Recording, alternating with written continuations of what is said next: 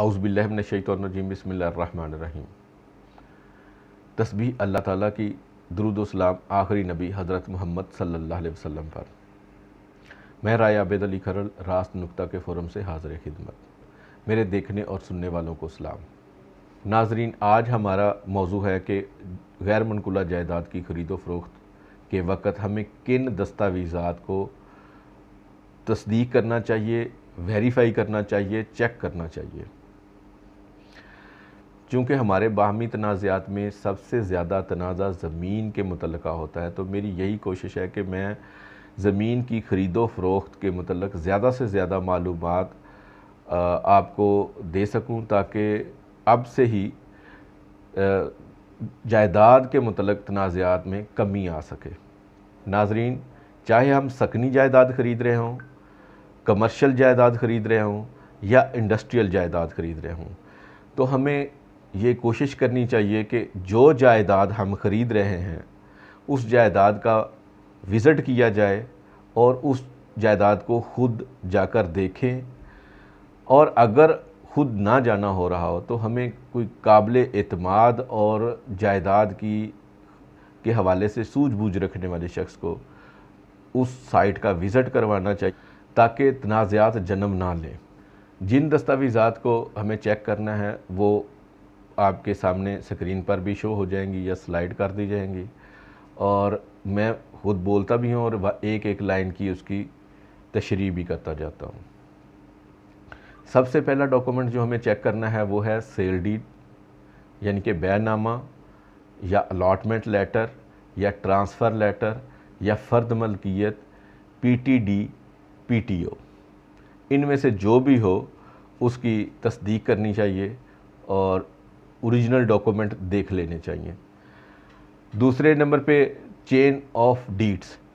Chain of deed ये होती है कि पहला मालिक और उसके बाद वाले मालिकान के पूरे दस्तावेज़ात होने चाहिए, और उस चेन को जिससे प्रॉपर्टी आप ख़रीद रहे हैं उस तक मुकम्मल होना चाहिए।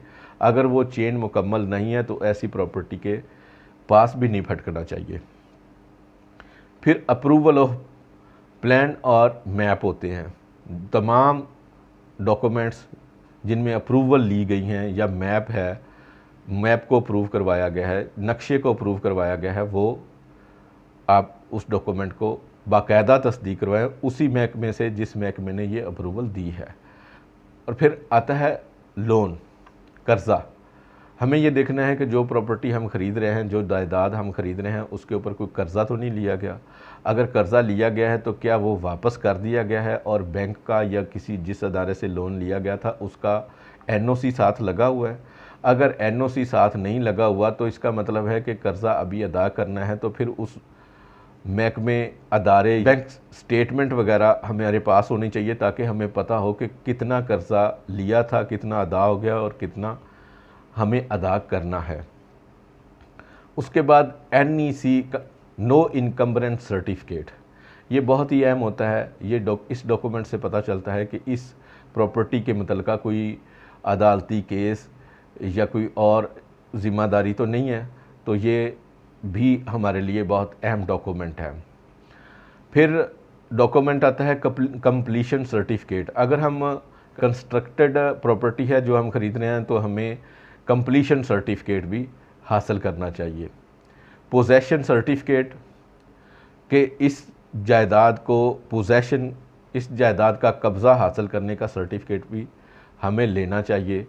और उसके बाद प्रॉपर्टी टैक्स का एनओसी होना चाहिए।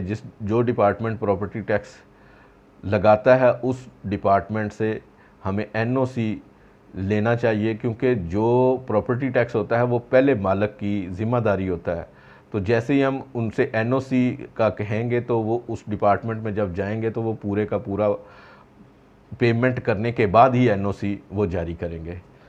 जायदाद को ख़रीदते वक्त हमें अगर वो कंस्ट्रक्टेड तामीर शुदा घर है तो उसमें जो कनेक्शन लगे हुए हैं, बिजली का है, पानी का है, गैस का है, तो उनके बकाया जात को भी देखना चाहिए। बाज़ औक़ात इस तरह होता है कि बिजली और गैस से मुतल्लिक़ जो प्रॉपर्टी हम ख़रीद रहे हैं वो मालिक जो है वो कि अदालत में केस उनका चल रहा होता है तो हमें अंदाज़ा नहीं होता। ये भी बात हमें क्लियर कर लेनी चाहिए कि कोई केस तो नहीं चल रहा, अदालती केस तो नहीं है किसी कनेक्शन के ऊपर।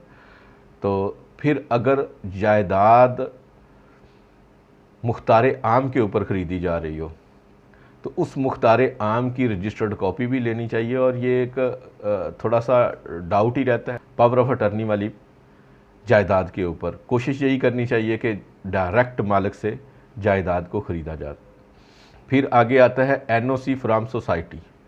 हमें अगर